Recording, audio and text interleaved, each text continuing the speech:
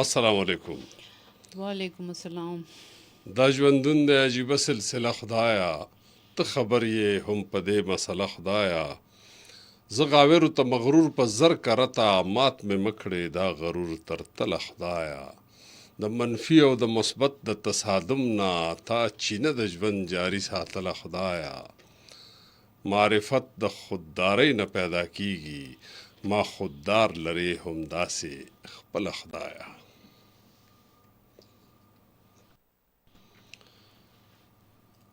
د سنو اف ام خوږو اوریدونکو، زم عباسین یوسفزی او تاسو له ما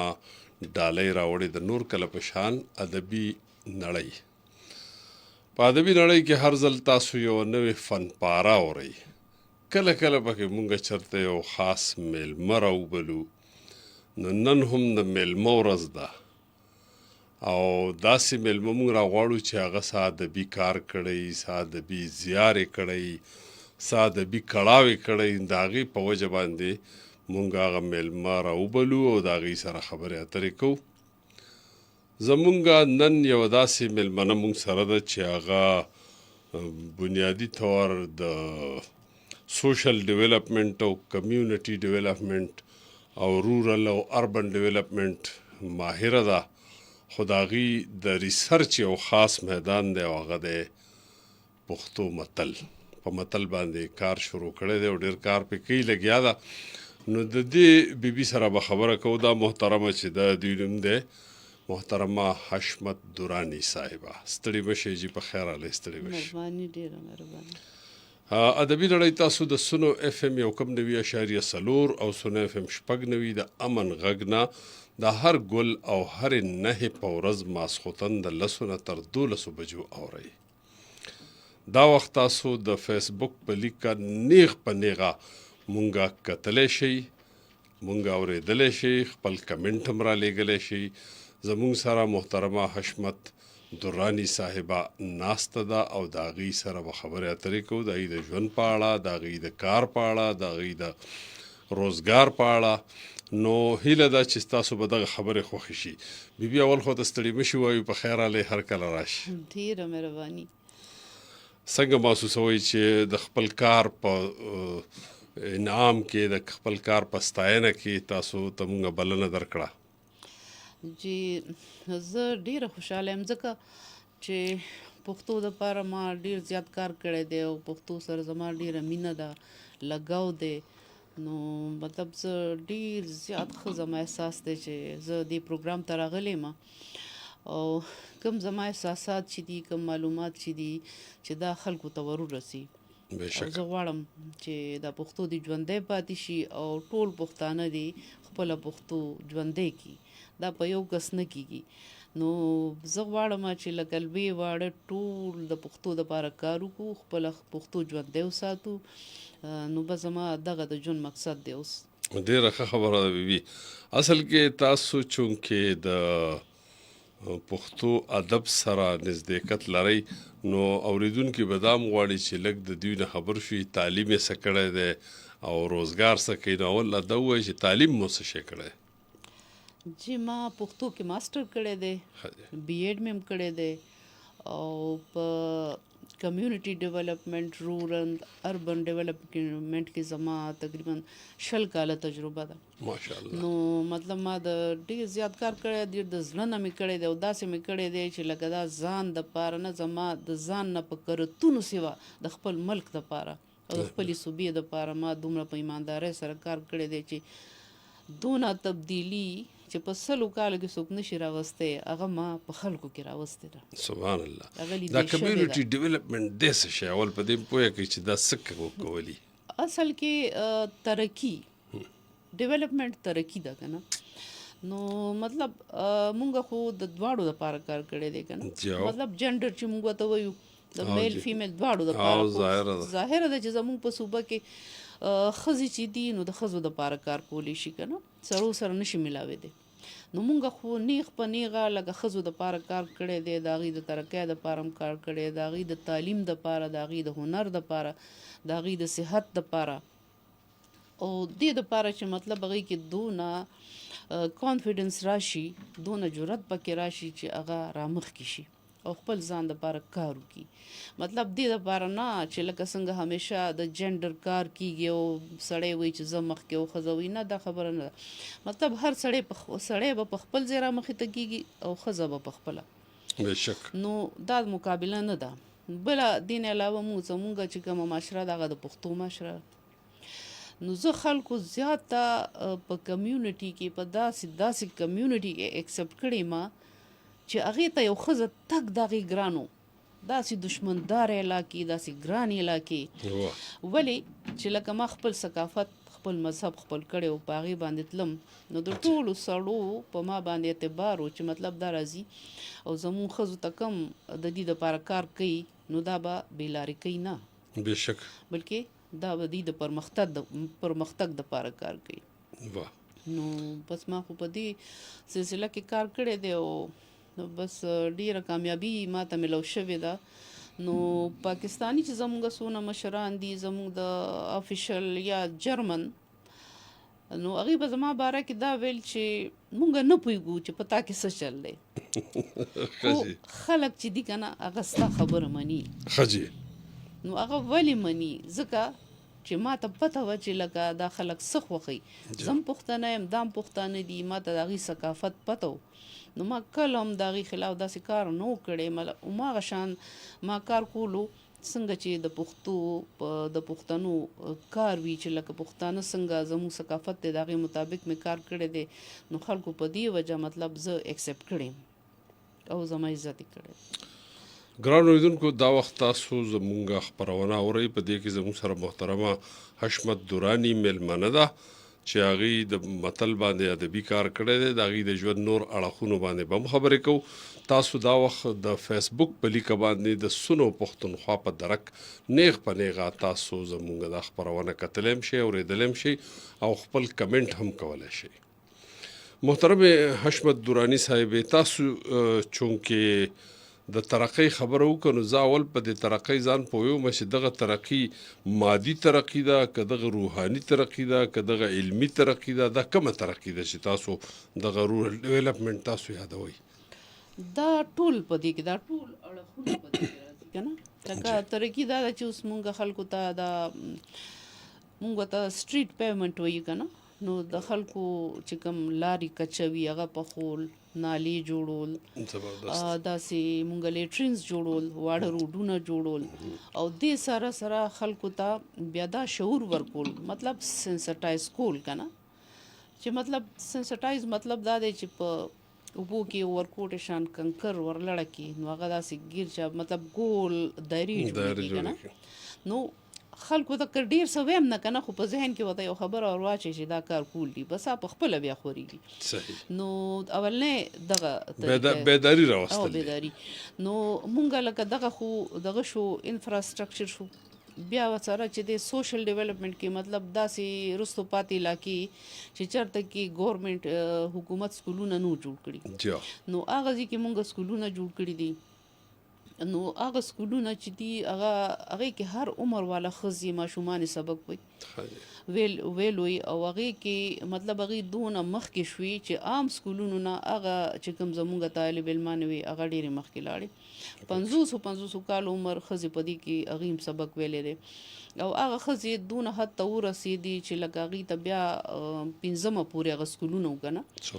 نو دې ته بیا پکار و سرټیفیکیټ. نو هغې دپاره بیا مونږ د حکومت چې د ایجوکیشن سره مونږ میټینګونه وکړه او هغې له مونږ سرټیفیکیټس واخیسته د 5م پاس. بیا هغه جنکۍ چې دی هماغه جنکۍ مخکې لاړې او هغه مطلب هغې جوابونه کړي دي او هغې هر څه کړي دي په هغې کې، اوس ډېرې مخکې تللي دي. دغسې په هیلث کې چې مونږ هم کار کړی دی که نه، نو اکثر په دې کلو کې دایاني، نو هغه پخوانی چې کوم طریقې کاري که نه زوړ، نو کار کوي که نه، نو هغې کې دی چې لکه د ښځو دپاره دا ډېر نقصان وررسي ورته چې غلط پریکټس کوي که نه، نو هغې له مونږه مطلب هماغه ښځې چې مخکې نه کار کوي، نه چې مخکې نه کار کوي، نو هغې له مونږه ټریننګونه ورکړه، د صحت باره کې ټریننګونه هم وله ورکړه. نو هغه ښځې چې دي که نه هغوی اوس په کمیونټي کې کارونه کوي او هغوی دونه مخکې لاړې چې هغوی د ډاکټرانو په کلینیکونو کې کارونه کوي، چاته په هسپتالونو کې جاب میلاو شو. نو هغوی ته چې مونږ لکه دونه خلوص سره دونه د زړه نه دا ټریننګ ارینج که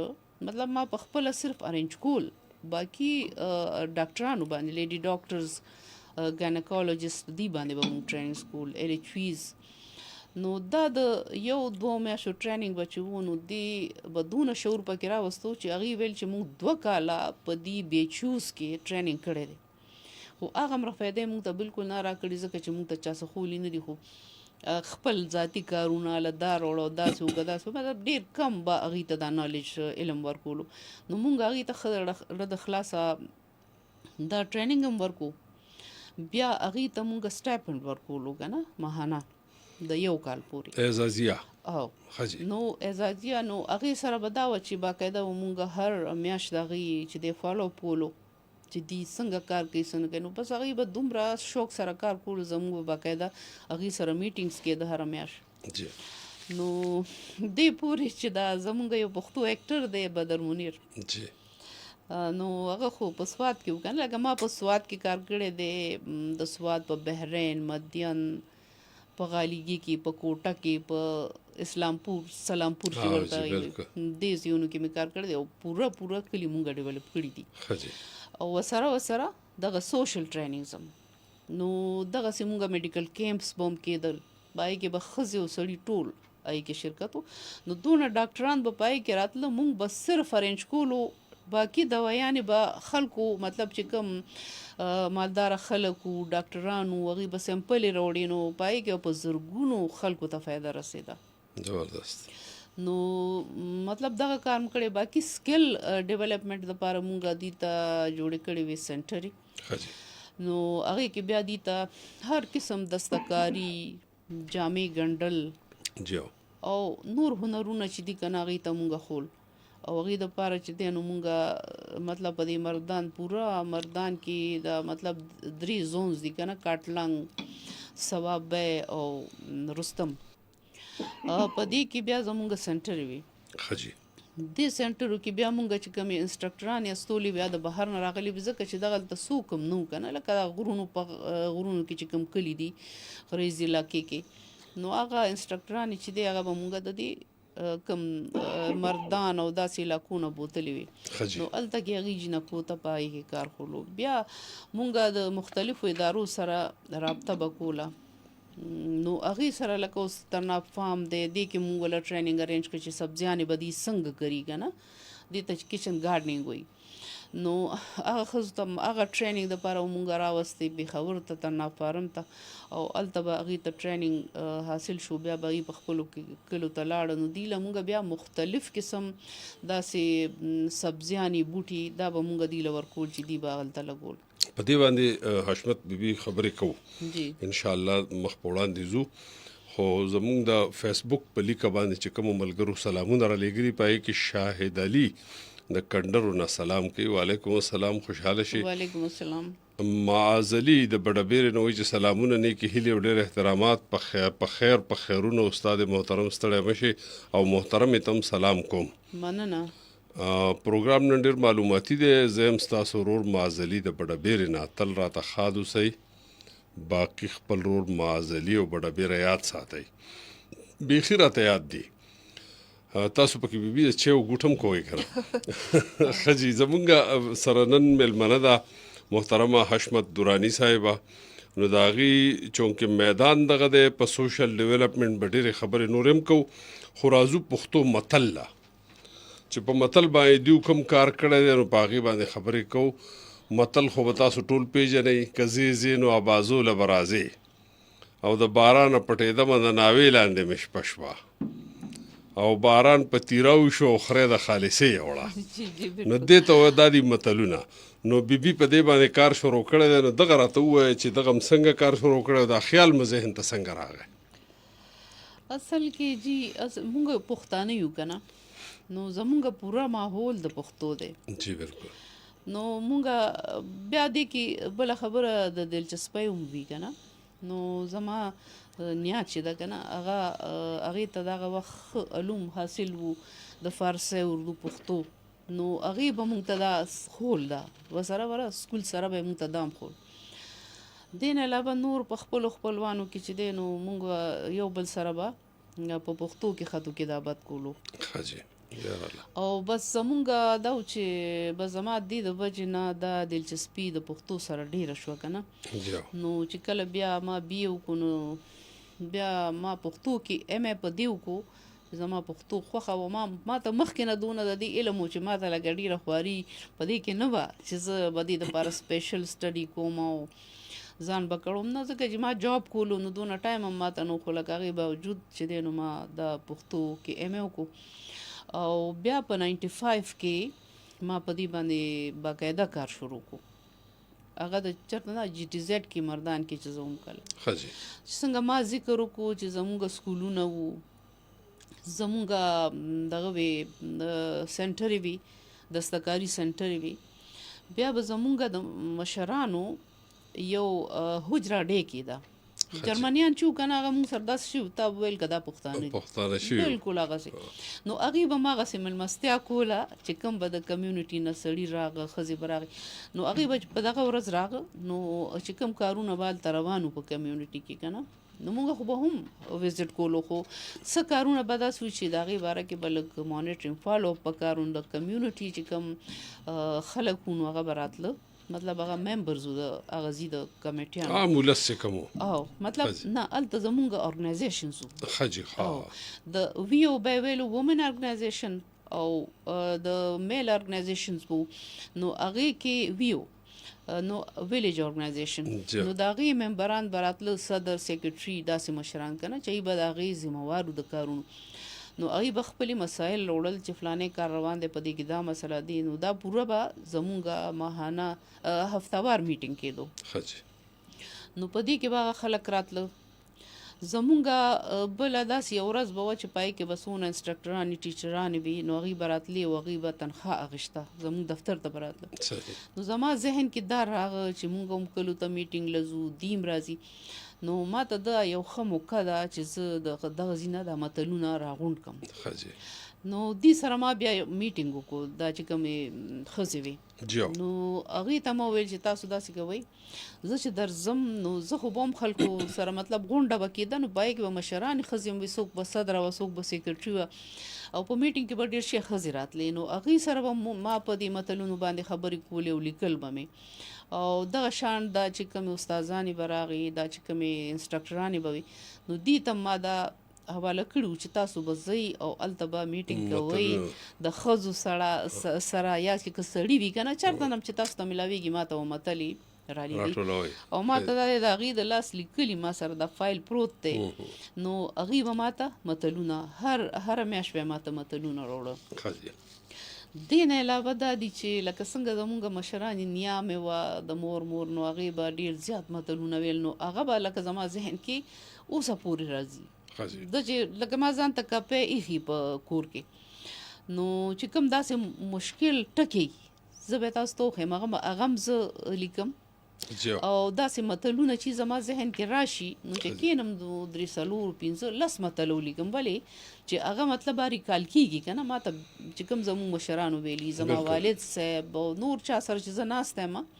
نو مطلب دې ته ما یو کار ویلی دی که نه زما د ژوند یو مقصد دی دا نه چې زه په زور په ځان کوم خو زما په دې وی جینس کې دا شی دی په شوق باندې کوئ په شوق یې کوم د زړه نه کوم ځکه چې پښتو مې خوښه ده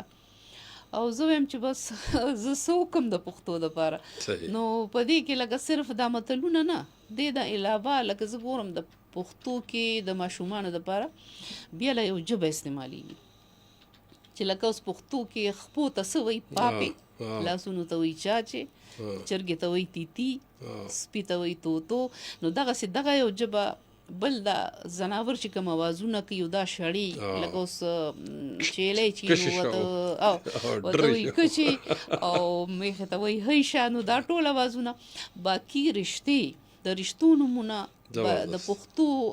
نومونه د ښځو او د سړو د هلکانو جنکو نومونه او داسې ډېر شی څیزونه دي چې زه په هغې باندې ورسره کار کوم. دا خو ډېر لوی کار تاسو کوئ. نو دا متلونه خو خلکو راټول کړو د متلونو سره څه کوئ؟ د هغې څه تشریحات کوئ که څه شان نزول بیانوئ که څه ورسره کوئ؟ او جی اول خو زما دا یو مقصد دی چې دا یو کتاب چاپ شي که نه چاپ شي مطلب ما ته به یو سکون ملو شي چې ما څه کار کړی دی نو هغه د خلکو مخې ته راغو بیا به زه هغې باندې ګورم ستاسو په مشوره د چې کوم زموږ اورېدونکو دي د هغې په مشوره چې هغې څه غواړي ماله اوس مزید څه په کار دي که نه نو مطلب متلونه خو دا دي چې اوس متل تاسو خلک دا ټول اورېدونکي زموږ نه ښه پوهېږي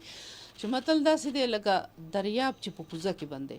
مطلب خپله خبره چاته وایو که نه نو ډېره اوږده کیسه نه شو کولی نو بس یو متل ووایو نو ټول چاپېر چل د هغې نه رڼا شي او خلکو ته پته ولګي چې د دې کس د دې خبرې نه څه مطلب دی پوره داستان نه وایو بالکل نو د خر په ځای کولال مه داغه بالکل نو داسې خلک پوه شي که نه چې د بلې خو خبرې کولو ضرورت نه پېښېږي دا داسې لکه میخ چې ووایي په خبره وایي میخ بالکل نو زه وایم داسې زما دا خیال دی که نه لکه خلکو خو ډېر شی تعریفونه کړي زه وایم داسې لکه چې اوړه بې مالګي خو چې مالګه پکې واچې نو دا متل دی په اوړو کې مالګه واچوله نو د روټۍ خوند پیدا شي. اردو والا چې دی اردو والا هغې متل ته د ژبې وازګې وایي چې دا وازدې دي دا چربي ده د دې سره ژبه سربیږي ژبه تکړه کېږي ژبه طاقتوره کېږي لکه څنګه ورته وایي که نه دا شی کریم دی جی بالکل کریم نو یو دغه ده او مطلب چې بله داسې ده چې څنګه انسان جسم دی که نه او دا وینه پکې ګرځي که نه نو دا متل ما ته داسې ښکاري چې دا زموږ په وینه کې ګرځي بېشکه نو مطلب د زه چې ناسته یم نو مختلف تعریفونه په خپله د دې کوم چې دا تعریف کېدی شي او دام کېدی شي دام کېدی شي دام کېدی شي دا ولیکئ دا چې څه ذهن ته راځي چې یاره دام کېدی شي دام کېدی دا ولیکئ دا چونکې تحقیق اصل هم دا شی دی چې هغه ټول امکانات او ټول معنی او ټول فلسفي او ټول نظریې ولیکلی شي نو دې سره به دا د دې سریزه شي دا تاسو چې کوم کتاب دی څنګه وایي که نه وایي دا فلانې کس چې دی نو دا د دې خاندان پوزه ده نو دا متل چې دی که نه زما په خیال دا د پښتو پوزه ده بالکل ټیک وایي نو مطلب داسې ډېر تعریفونه زما خلکو ډېر لیکلي دي خو زما په ذهن کې چې کوم راځي که نه نو زه هغه بس په دې باندې باقاعده زما سوچ ودرېږي نه ټیک وایي او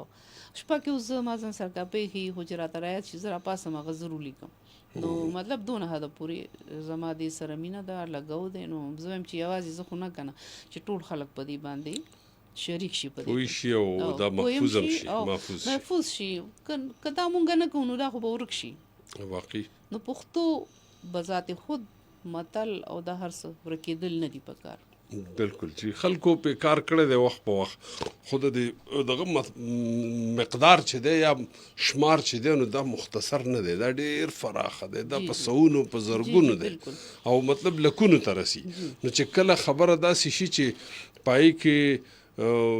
مقدار زیات شي او ډیر شي نو هغه ټول خلک د هغې احاطه نشي کولی څه به تاسو را جمع کوي څه به بل را جمع کوي څه به بل را جمع کوي نو په دغه طریقه باندې به دا ټول خوندي شي پښتو اکیډمۍ په ډېره موده وړاندې کار کړی دی خو هغې کې هم گنجایش ته چې دا نور نوي چې نوي متلونه کم دي یا کم متلونه د هغې نه بچ پاتې شوي چې هغه هم خوندي کړی شي اصل کې څنګه وایي که نه چې احادیث دي مختلف جی که نه نو داسې دا متلونه هم دي په دې کې څه داسې دي که نه چې هغه ډېر کم خلک استعمالوي او څه داسې چې هغه ډېر عام دي جی نو مونږ اوس دا ما سره دي نو دا هغه دي چې مطلب خلک استعمالوي صحیح ژوندي متلونه دي اوس پورې ژوندي دي مطلب شاته تللي نه دي د خلکو هیر نه دي نو دا عامو خبرو اترو کې مخې له راځي نو دا ما چې کوم جمع کړي دا تقریبا 2000 متلونه دي او دا هغه متلونه دي ښه بونیر نه هم په دې کې ما سره خلکو په دې کې مرسته کړې ده د سوات نه هم پېښور نه هم نو دې کې به داسې ډېر وي چې مطلب هغه به ریپیټ شوي نو اوس دا د دې تعداد پوره ماته نه دی معلوم چې کله دا دغه شي چاپ شي نو بیا به پته لګي چې دا څونه دي نو زما خو دا پروګرام دی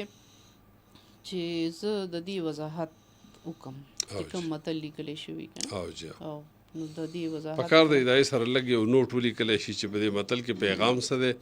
او د دې متل دننه فلسفه څه ده بالکل ټیک وایي تاسو زمونږ سره مسلسل پیغامونه روان دي، نو مونږ به لږ ذکر کوو کله کله که ستاسو اجازه جی دي. جی بالکل. روشن ایاز صاحب سلام کوي. وعلیکم السلام. وعلیکم السلام. عبدالغفور قیصر د ستلج ریډیو لسنرز کلب بهاول نگر نه عبدالغفور قیصر، طاهر منیر طاهر، طارق خیام، صبغت الله رانجا او سرور بلوچ او امجد خان او رانا شمشاد او پرنس افضل شاهین ټول زموږ په پروګرام کې شریکېدل غواړي او سلام کوي. مننه کوو. آرجه صابر د بالاګړۍ نوې سلامونه او په خیر راغلی. ډېره مننه، خوشحاله شئ. وعلیکم السلام. نو داسې د بیبي وړاندې ځو او هغه دا ده چې تاسو په پښتو متل باندې کم کار روان کړی، دا ډېر ګټور کار دی او د دې چاپ کېدل هم ضروري دي. بلکې د دې دپاره زما یو بله مشوره هم ده، هغه دا ده چې د دې دا تشریحات چې دي دا ولیکلی شي او د دې سره که په اردو او انګریزۍ کې هم ولیکلی شي نو هغه نور هم خوند پیدا کړي. بغیر محنت نه کېږي. نو لږ به پې ځان ستړی کوئ نو خلکو ته به د هر دور او هرې ژبې خلکو ته به دغه ورسي. جی بالکل انشاءالله. ښه جي. بل تاسو یو بل سپیشلیټي هم لرئ او هغه دی حجامه تراپیسټ. تاسو یې نو د دغې راته ووایئ چې دا مو چېرته زده کړې ده. بل دا څیز دی چې د حجامه خو ډېر صفت کېږي چې یاره دا یو ډېر ښه اسلامي طریقه علاج هم دی. چې بالکل دا ما باقاعده زده کړې ده. جی. مخکې خو لکه دا ما کتل چې حجامه څنګه کېږي. اول خو ما په خپله وکړه اسلام آباد کې او دغه کې نو لکه ما ته ډېره ښه د هغې نتیجه میلاو شوه. نو بس زما دا ډېره خوښه شوه. نو هغې پسې بیا ما دا کوشش شروع کړو چې دا به زه څنګه زده کړم. نو بیا کویټه کې یو ډاکټر دی عطاالله امین، د هغه کلینیک دی. نو هغه سره باقاعده ما دا زده کړه. یو کال خو مسلسل ما زده کړه او اوس هم وخته یم زده کومه. نو واقعي چې لکه که چا کړي وي دا حجامه په خپله نو هغې ته بیا د دې پته لګي چې دا څونه فایدهمند شی دی که نه. نو دا مطلب زموږ پیغمبر صلی الله علیه و آله وسلم هغې اخري وخته پورې کړې ده. کله چې د هغې د وفات وخت راتلو نو هغې په خپله خپه باندې حجامه کوله، په خپله چې کوم پوینټس به هغه لګولی شو که نه نو په خپله به یې کول او که نه نو هغه په دې ته وایي حجام، هغه باندې به یې کوله. باقاعده به هغې ته دې پیسې ورکولې د دې. نو د دې اسلام کې چې دی ډېر اهمیت دی. وایي چې رسول پاک صلی الله علیه و آله وسلم کله معراج ته تشریف وړو نو په هر آسمان کې به د فرښتو یو ټولی و. نو هغې به ورته ویل چې یا رسول الله علیک بالحجامه، چې حجامه خپل امت ته ووایه چې حجامه وکړي په هر آسمان کې. نو بیا د دې اهمیت تاسو په خپله سوچ وکئ چې څونه دی که نه. او واقعي اوس ډاکټران مني او که نه خو لکه زه دا ویم چې ما داسې بیماران د دې نه صحتیاب لیدلي دي چې د هغې ته ډاکټرانو جواب ورکړی. دا مطلب دې کېدی چې دا ټاکسیک وینه شي کموي که نه، ګنده وینه دا راشي د کیپلریز کې دا نري بې حده نري رګونه چې د سرمنې د لاندې او جمع کېږي نو چې ودرېږي دې ته سټیګننټ بلډ وایي، ودرېږي ولاړه وینه. دا چې ودرېږي نو ظاهره ده چې دا ګند خو زموږ په جسم کې ولاړي هغه وځي نه. لکه ګورئ اوس لکه دا یو حقیقت خبره چې تشې متیازې کوي نو هغه به وکړي، ډکې به وکړي، خو دا وینه به په کومه وباسي په دغه سرمن او دغه وجود ترمنځ ایساری. دې دپاره بیا دا دي که نه، دې ته اکثر خلک کټس وایي خو لکه دې ته انسیژنز وایي که نه. دا د کټس نه انتهایی ماینر انتهایی واړه وي. نو دا هغه شان کټس لګي او په دې باندې کپ ولګي. مطلب دې کې هر قسم کپینګ شته که نه. دا د اکوپنکچر سره نږدې شی نه دی دی خو لږ شان هغې نه مختلف دی. هغې کېدی که نه چې ستنې وي د هغې خپل پوینټ سي چې هغه ستنې په هغې کې ولګوي که نه نو هغې سره هم د خلکو دا دردونه هر څه چې دی کمیږي، هغې سره هم ډېر فرق کېږي. خو په حجامه کې نن سبا ظاهره ده چې په هر څه کې ترقي شوې ده نو په حجامه کې هم ترقي شوې ده. نو دې کې ډرای کپینګ هم وي، دې کې ویټ کپینګ هم وي، فایر کپینګ هم وي مطلب داسې که نه چې ډرای کپینګ دی ته وایي که نه چې یو کپ یي هغه ولګوي په دغه باندې سکن باندې بیا هغې له یو پمپ باندې پریشر ورکړي نو هغه پریشر سره دا سرمن چې ده که نه دا لږ هغه ځینه راوچته شي چې راوچته شي نو لږ شان چې دې باندې پریشر راشي نو هغه وینه د ګیر چاپېره ځینه دې کې راجمع شي هغه ځای سور شي نو دا بیا یو څو منټه دا کپ همداسې لګېدلی پاتې کې بیا تې هغه لرې کې نو هغه بیا په دې کې په بلیډ باندې کټس ولګي بالکل داسې کټس چې هغه مریض ته کله کله محسوسیږي هم نه خو اله چې یو حجامه تراپیست چې دی چې هغه ایکسپرټ چې ماهري مطلب په هر چا بالکل حجامه کول په کار ځکه نه دي چې هغې مطلب صرف کپ لګول زده کي هغې ته دا نه پته چې کومې بیمارۍ دپاره کم پوینټ دی بل هغې ته هغې کټس دونه جور ولګي داسې عجیبه عجیبه کیسې دي داسې جور کټس ولګوي چې هغې نه ډېره زیاته وینه راځي نو هغه بیا هغې ته پته نه چې دا څنګه ودرو نو ځکه چې کله حجامه څوک کوي نو ډېر ماهر کس باندې کول پکار دي نو دا وینه چې دینه روزي مطلب چې دا کټس ولګوي نو دینه مخکې د هغې صفایي کړي وي که نه چې کوم ځای کې مونږ کپ لګو نو هغې باندې چې دوباره کپ ولګو نو هغه بیا هغه وینه هغې نه په خپله داسې د څاڅکو په شکل کې راوتل شروع شي نو بس بیا د هغې ته لږ شان انتظار وکړي هغې نه پس بیا هغې سره ډیټول وي مطلب پوره هر څه سیسټم وي ورسره نو هغه کپ بیا لرې کړي هغې نه نو د حجامې طریقې کار دی چې کله حجامه څوک کوي نو هغې نه 3 غنټې مخکې به هغه خوراک نه کوي او 1 غنټه مخکې به هغه د څکلو شی که چای وي که اوبه وي که هر څه که نه لیکوډ نو دا شی به هغه نه استعمالوي دا پرهیز به کوي او چې کله بیا حجامه وکړي نو هغې نه 2 ورځې به لږ د خوراک پرهیز هم کولي مطلب تریو شی به نه خوري یخ شی به نه خوري لږ ریسټ به کوي آرام به کوي 2 ورځې صابون به نه استعمالوي شیمپو به نه استعمالوي دې دپاره مطلب چې دې ته څه انفیکشن ونه شي نو په ساده اوبو باندې به هغه لامبي په ساده اوبو به دغه کوي بله د ښځو دپاره پکې دا خاص خبره ده د سړو دپاره هم ده چې دا ایکنیز چې دي که نه په مخ چې دانې ځوانه کې چې ورکوي د دې خلک ډېر علاجونه کوي خو نه کېږي او حجامه کې د دې ډېر بهترین علاج دی او په مخ باندې حجامه کوي او زه چې کومه حجامه وکړم په مخ چا لګه نه نو بس ماشاءالله داسې کومه چې په هغه ورځ هم نه پته چې د حجامه کړې ده مطلب چې غیر ایکسپرټ کس حجامه وکړي نو هغه ځي باندې هغه کپ دونه ټایم دپاره ولګوي چې هغه بلو شي ودي شي هغه ځای شین شي زه چې کله کوم نو کله به هم داسې نه کېږي زبردست زمونږ ملګرو پیغامونه را لېږلي دي رمضان ملک وایي چې السلام علیکم ټولو ته سرجي ډېره مننه وعلیکم السلام عبدالغفور قیصر وایي چې بې حد شکریا ډېره مننه جناب ډېره مننه الله هم خوشحاله که حاجي رمضان ملک وایي چې یو میلمنې ته هم سلام ډېره مننه ډېر ښه کار کوي ماشاءالله او حمید الله خان وی چې محترم حشمت دورانی صاحب ته سلام د متلونو په قسمونو خبرو کوي او جنو متلونو کې هو قسمونه دومره ډیر نشته صرف د مضمون فرق نو پای باندې او بیبي خبرو کې چیرې د دې مضامین چې دی قسمه قسمي د ژوند د مختلفو معاملو په حق لداسې د خيارتیا او خبري او یو لنډه غوندې جملې پای کې ډیر جوړ پیغام او ډیر جوړ اثرات دي تاسو سوای په دې جی بالکل لکه د دې داسې قسمونه خو نشته ګورئ داسې متلونه دي چې هغه د ښځو سره تعلق لري سړو سره تعلق لري د عامو خبرو سره تعلق لري سوشل چې کوم هغه وي که نه هغې سره تعلق لري نو دا قسمونه بېشماره دي لږ نه دي ډېر زیات دي قسمونه صحیح خو د معنوي لحاظ سره دي قسمونه نور په فني لحاظ پکې ډېر فرق نشته جی ښه جي د تاسو چې دا کوم متلونه راټول کړي د دې د چاپ اراده کله لرئ که نه کار پکې لا کوئ نه ډېر زر انشاءالله ښه جي او جی او دا چې دي د دې په حق لا لکه څنګه چې ما مشوره درکړه چې یاره دې که لږ وضاحتونه وشي او که د دې ترجمې وشي نو د دې په حق له تاسو څه سوچ لرئ جی بالکل صحیح ستاسو مشوره په سر سترګو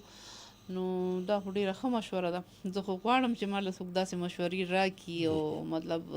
یو سوچ بیلي او چې ډېر سوچونه یو ځای شي نو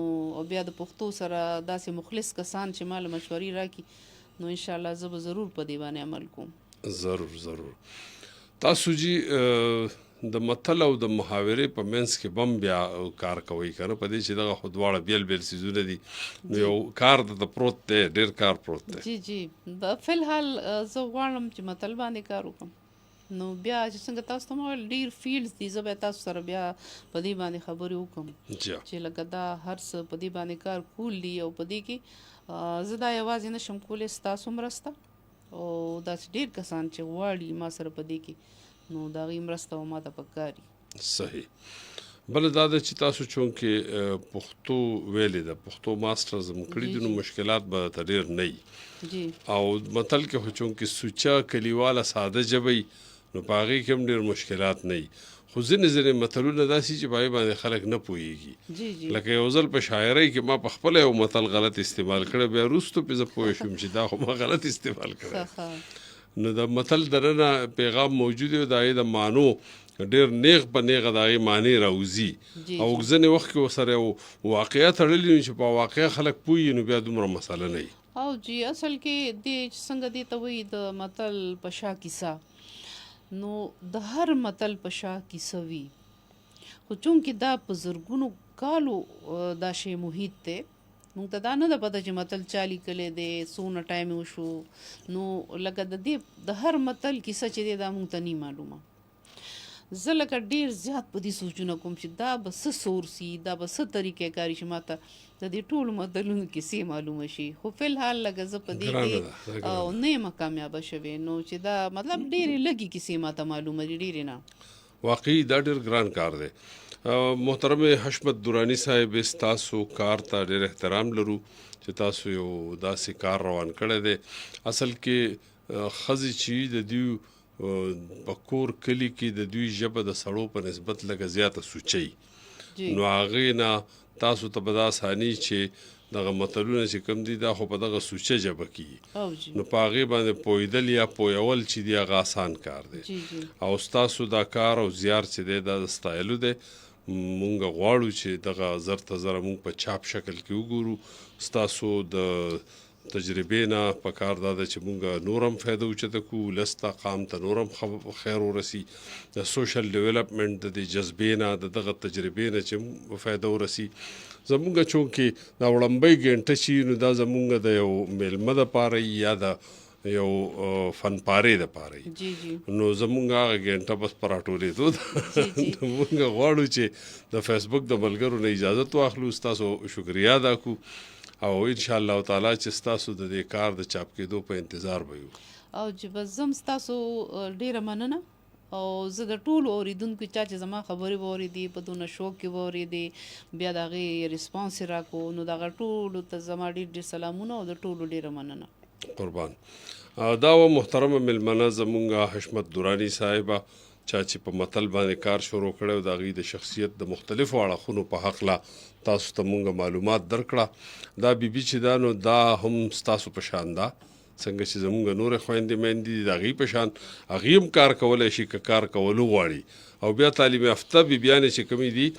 نو هغه خو د نورو راتلونکو نسلونو دپاره مثالي په کار دا ده چې هغې خپل کردار ادا کړي او یوازې به کارنامې سړي نه کوي ښځې به هم کارنامې کوي ښځو په تېرو وختونو کې هم کارنامې کړي دي په نوي وخت کې هم هغې کارنامې کولی شي نو د حشمت درانی صاحبې کردار چې دی هغه زمونږ د راتلونکو جنکو دپاره ډېر مثالي دی هغې دې هم د دغې په لار باندې د تللو کوشش وکړي د فیسبوک د ملګرو نه به اجازه اخلو ځکه چې وخت نازک دی او خپرونه تر 12 بجو دوام لري خو د فیسبوک ملګرو ته په مخه ښه وایو او خپله خپرونه مخ په وړاندې بوځو